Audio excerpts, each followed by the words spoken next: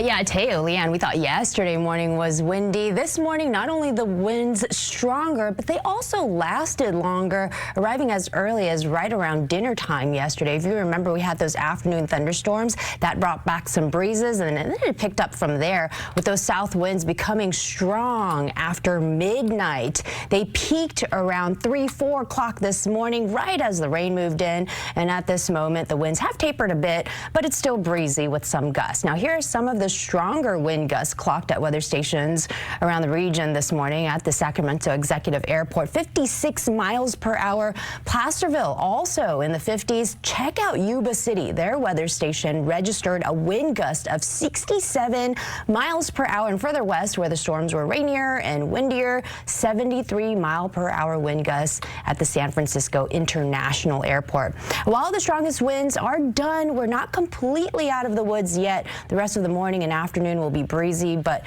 the winds do pick up right after dinner time again today as another wave of rain approaches. Expect those gusts to peak again this evening from 45 to 55 miles per hour, and those winds should taper by midnight tonight.